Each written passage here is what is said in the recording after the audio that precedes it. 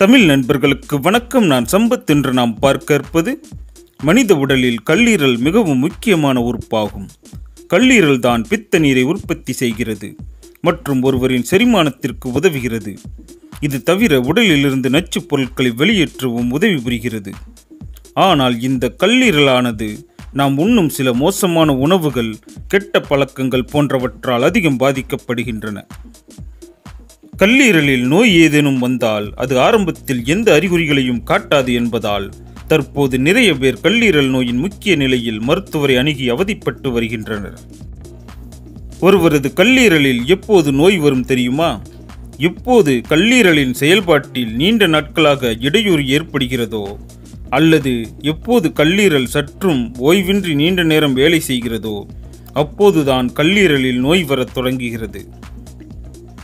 Mayo கிளினிக்கின் கூற்றுப்படி கல்லீரல் நோயானது மரபணு அல்லது வைரஸ், ஆல்கஹால் மற்றும் உடல் பருமன் போன்ற பல்வேறு காரணங்களால் சேதமடையலாம். சரி, ஒருவரது கல்லீரல் சரியாக வேலை செய்வதில்லை என்பதை எவ்வாறு அறிவது? அதன் அறிகுறிகள் என்னவென்று நீங்கள் கேட்கலாம். அதை பற்றி தான் நாம் இன்று பார்க்க போகிறோம். வாங்க வீடியோக்குள்ள போகலாம்.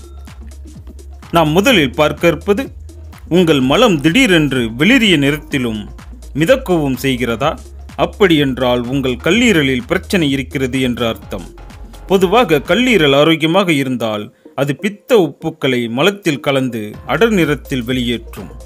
ஆனால் எப்போது கல்லீரலில் பிரச்சனை இருக்கிறதோ அப்போது கல்லீரலால் அதிகளவிலான கொழுப்புகளை ஜீரணிக்க முடியாது. இந்நிலையில் கொழுப்புகளானது மலம் கழிக்கும் போது அதனுடன் கலந்து வெளிரிய நிறத்தில் வெளியேறுவதுடன் மலத்தை மிதக்கவும் வைக்கிறது.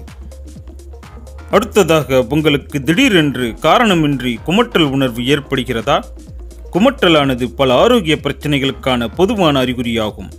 இருந்தாலும் கல்லீரலால் இரத்தத்திலிருந்து நச்சுக்களை பிரித்தெடுக்க முடியாமல் போகும்போது அந்த நச்சுக்கள் இரத்தத்தில் அதிகம் சேதமடைந்து குமட்டல் உணர்வை உண்டாக்குகிறது. அடுத்ததாக, நீங்கள் ஒவ்வொரு முறை உணவு உண்டதும் மலம் கழிக்கிறீர்களா? அப்படியென்றால் உங்கள் கல்லீரலில் பிரச்சனை இருக்கிறது என்று அர்த்தம். ஏனென்றால் இந்நிலையில் கல்லீரலால் உணவுகளில் உள்ள சத்துக்களை உறிஞ்ச முடியாமல் போய் சாப்பிட்ட உணவுகள் அப்படியே பெருங்குடலை அடைந்து அவசரமாக மலத்தை வெளியேற்றச் செய்யும்.